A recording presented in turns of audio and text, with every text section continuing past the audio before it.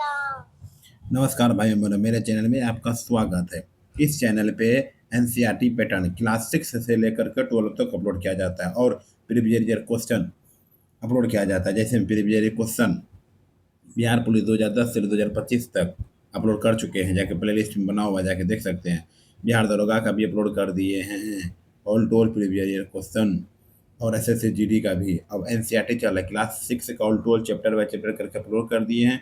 Class 7 का class 8 का भी चल रहा है। क्लास 8 का 1 से लेकर 8 लेसन तक अपलोड कर दिए हैं। देखिए क्लास 8 का है, देखिए क्लास 8 का अब चैप्टर 9 चलेगा। क्लास 8 का चैप्टर 9 जाके देख सकते हैं, मेरे प्लेलिस्ट में बना हुआ, जाके देख सकते हैं। अध्याय 9 घर्षण। कौन सा चैप्टर है ये? घर्षण है चैप्टर। घर्षण चैप्टर का नाम घर्षण। आइए, जब हम केले के छिलके पर कदम रखते हैं तो हम नीचे क्यों गिरते हैं? जब हम केले के छिलके पर कदम रखते हैं तो हम नीचे क्यों गिरते हैं? केले का छिलका चिकना होता है और इस पर घर्षण इतना कम होता है कि हमें खड़े होने के लिए पकड़ नहीं मिलती है। निम्नलिखित कथनों पर विचार कीजिए। घर्षण बल सदैव ही लगाए गए बल का विरोध करता है। घर्षण बल सदैव ही लगाए गए बल के समान दिशा में कार्य करता है।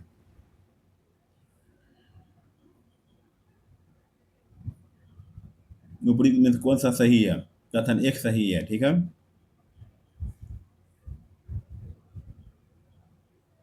आपने देखा कि यदि आप बाईं दिशा में बल लगाते हैं तो घर्षण दाईं दिशा में कार्य करता है। यदि आप दाईं दिशा में बल लगाते हैं तो घर्षण बाईं दिशा में कार्य करता है। दोनों स्थितियों में घर्षण पुस्तक की ओर का विरोध करता है। घर्षण बल सदैव ही लगाए गए बल का विरोध करता है। निम्नलिखित में से किस उपकरण का उपयोग किसी वस्तु पर लगने वाले बल को मापने के लिए किया जाता है? निम्नलिखित में से किस उपकरण का उपयोग किसी वस्तु पर लगने वाले बल को मापने के लिए किया जाता है? स्प्रिंग बैलेंस, कमानीदार तूला। स्प्रिंग बैलेंस, कमानीदार तूला वह युक्ति है जिसके द्वारा किसी वस्तु पर लगने वाले बल को मापा जाता है। कमानीदार तुला वह युक्ति है जिसके द्वारा किसी वस्तु पर लगने वाले बल को मापा जाता है। इसमें एक कुंडलित कमानी होती है जिसमें बल लगाने पर प्रसार हो जाता है। कमानी के इस प्रसार की माप इसके असंकित पैमाने पर चलने वाले संकेतक द्वारा की जाती है। पैमाने के पाठ्यांक द्वारा बल का परिणाम प्राप्त होता है।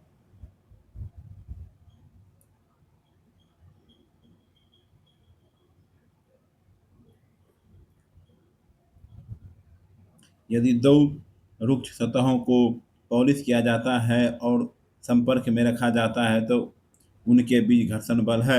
यदि दो रुक्ष सतहों को पॉलिश किया जाता है और संपर्क में रखा जाता है तो उसके बीच घर्षण बल है घट जाता है। क्या होता है? घर्षण बल घट जाता है। घर्षण बल घट जाता है। घर्षण संपर्क में आने वाले दो पृष्ठों की अनियमितताओं के कारण होता है। ऐसे पृष्ठ जो देखने में बहुत चिकने चिकने लगते हैं उनमें भी बहुत सारी सूक्ष्म अनियमितताएं होती है। दो पृष्ठों की अनियमितताएं एक दूसरे के भीतर धंस जाती है। जब हम एक पृष्ठ पर दूसरे पृष्ठ की गति करने का प्रयास करते हैं तो हमें इस अंतः बंधन पर पार पाने के लिए कुछ बल लगाना पड़ता है। खुरदुरे रुक्ष पृष्ठों पर ये अनियमितताएं अधिक संख्या में होती है। यदि यदि पृष्ठ रुक्ष में हो तो घर्षण बल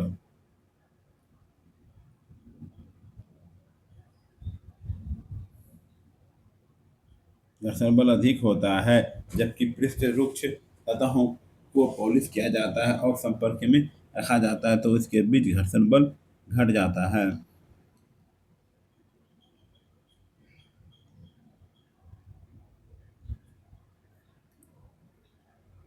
कथन पर विचार करें। क्या बोला? वो सत्य कौन है? इनमें से कोई नहीं, सब सत्य, ये दोनों सत्य है। ठीक है।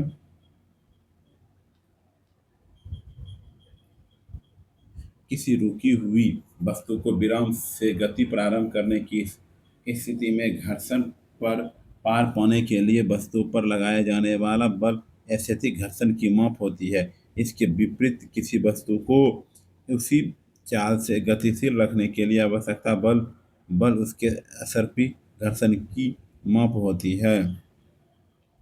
यदि वह घर्षण न हो यदि वह घर्षण न हो तो इनमें से सभी।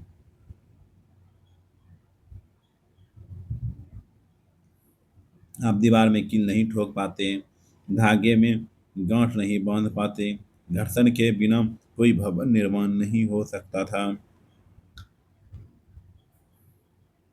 यदि कोई वस्तु गति आरंभ कर दे तो वह कभी नहीं रुकेगी यदि वह घर्षण न हो। आप दीवार में कील नहीं ठोक पाते अथवा धागे में गांठ नहीं नहीं बांध पाते, घर्षण के बिना कोई भवन निर्माण नहीं हो सकता था। यदि घर्षण न हो तो आप पेन अथवा पेंसिल से नहीं लिख सकते। जब आपके शिक्षक चाक से श्याम पट पर लिखते हैं तो श्याम पट का रुक्ष पृष्ठ रगर द्वारा चाक के कुछ कणों को उतार देता है जो श्याम पट पट से चिपक जाते हैं और इस प्रकार श्याम पट पर आपको लिखावट दिखाई देती है। यदि सड़क तथा वाहन के टायरों के बीच घर्षण न न हो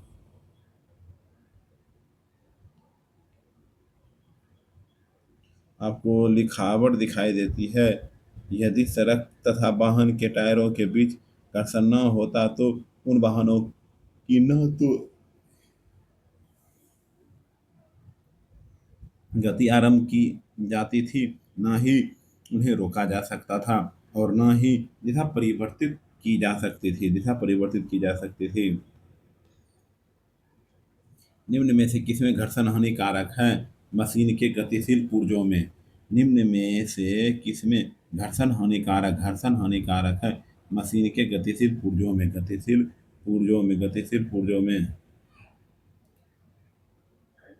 घर्षण हानिकारक भी है। घर्षण के कारण वस्तुएं घिस जाती है, चाहे वह बेंच, बॉल बेयरिंग अथवा जूतों के सोल ही क्यों न हो।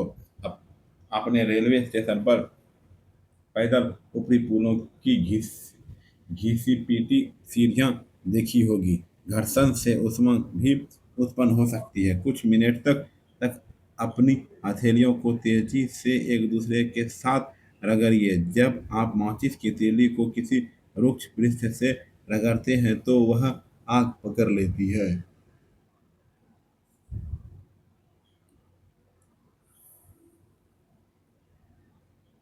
निम्न में से किसमें घर्षण हानिकारक नहीं है? घर्षण हानिकारक नहीं है।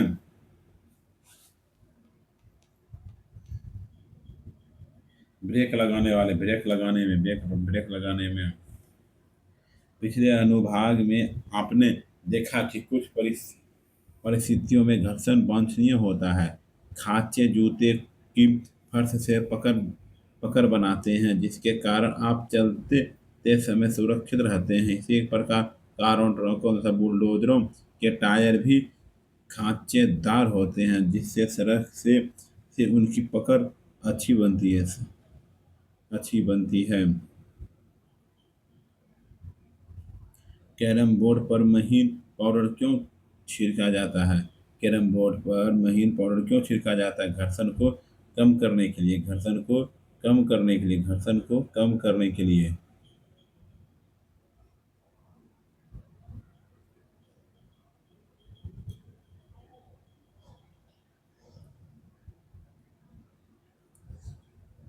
कैरम बोर्ड पर आप महीन पाउडर घर्षण को कम करने के लिए छिड़कते हैं। आपने यह नोट किया होगा कि जब हम दरवाजे के कब्जे चूल्हों में तेल की कुछ बूंदें डालते हैं तो दरवाजा सहज ही घूमने लगता है। इसलिए साइकिल तथा मोटर के मैकेनिक मिस्त्री इन मशीनों के गतिशील भागों के बीच ग्रीज लगाते हैं। उपयुक्त सभी परिस्थितियों में हम दक्षता में वृद्धि के लिए घर्षण को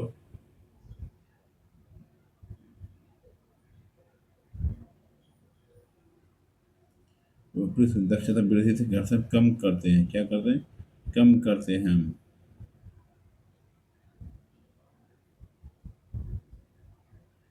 यदि दरवाजे में के कब्जे पर स्नेहक लगाया जाता है तब घर्षण में क्या होगा? यदि दरवाजे के कब्जे पर स्नेहक लगाया जाता है तब घर्षण में क्या होगा? घटेगा, क्या घर्षण घटेगा।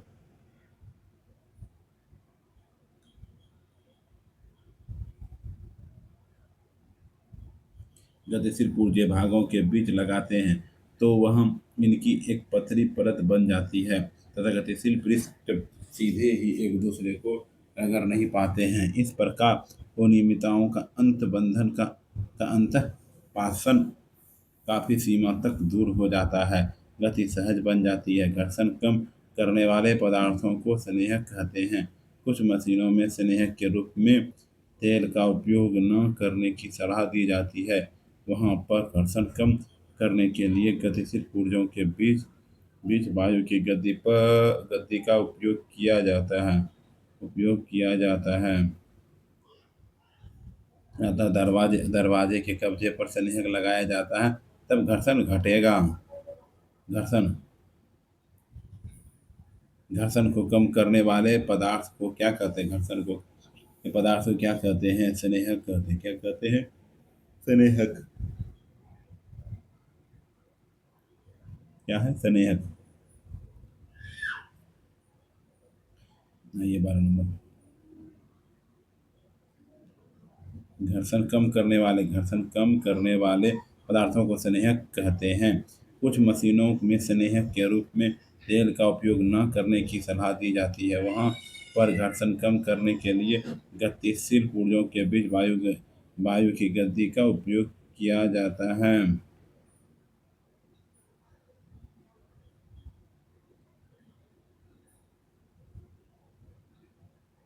लोटरी घर्षण घर्षण जब कोई निकाय दूसरे निकाय की सतह पर लुढ़कता है तो उसकी गति के प्रतिरोध की क्या क्या कहा जाता है? लोटरी घर्षण।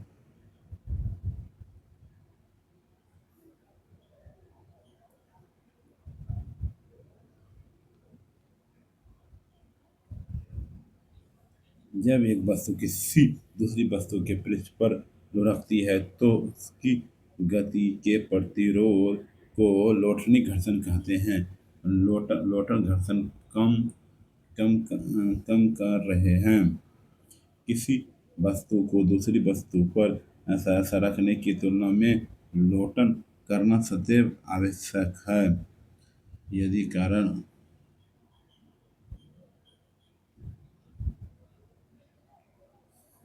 तुलना लोटन करना सदैव आसान होता है। यही कारण है कि रोलर पर सामान किस- खींचना सुविधाजनक होता है। क्या अब आप यह समझ सकते हैं कि पहिए के आविष्कार की मानव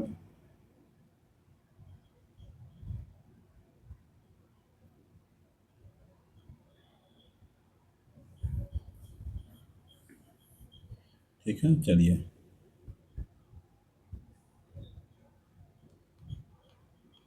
ball bearing ball ball bearing का उपयोग निम्न में से किसके किसके लिए किया जाता है? किसके लिए किया जाता है बॉल बेयरिंग का उपयोग निम्न में से किसके लिए?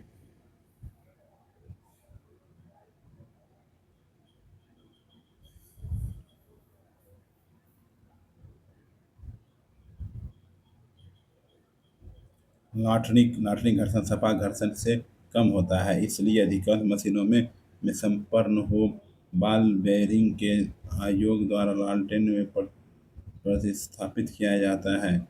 छत के पौधों तथा साइकिलों में धूरी थर्मोडीनमी के बीच बॉल बेयरिंग का उपयोग इसके इस्तेमाल के उदाहरण हैं।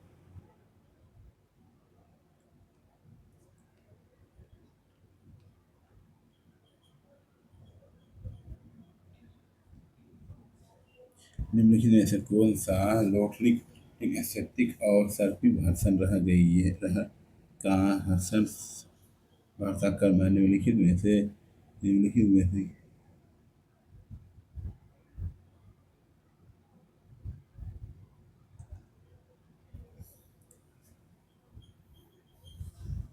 निम्नलिखित में से कौन लैक्टिक एसिडिक और उत्सर्पी घर्षण का सही सही बढ़ता क्रम है?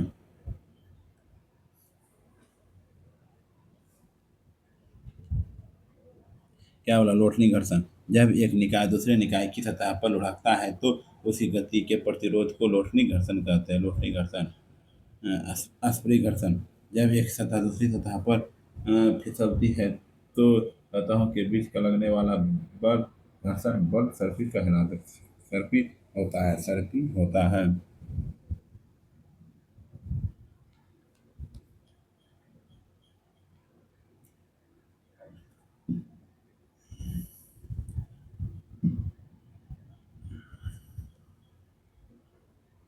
ऐसे घर्षण जब वस्तु को सतह पर स्थिर रखा जाता है तो घर्षण बल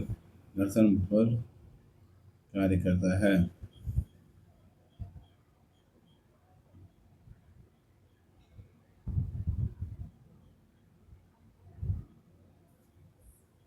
लुढ़कते समय सतह के बीच संपर्क बिंदु बदलते रहते हैं। संपर्क बल होने के कारण घर्षण बल कम हो जाता है।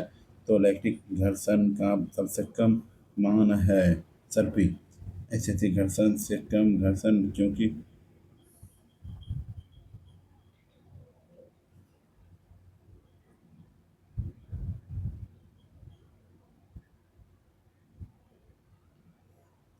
सरल पदार्थ सरल पदार्थ द्वारा लगाए गए घर्षण को डैश कहते हैं।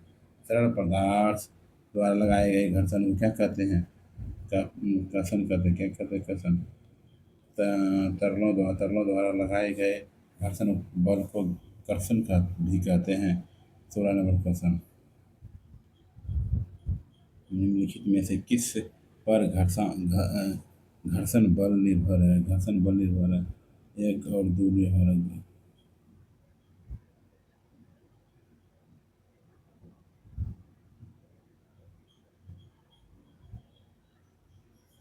चलिए ठीक।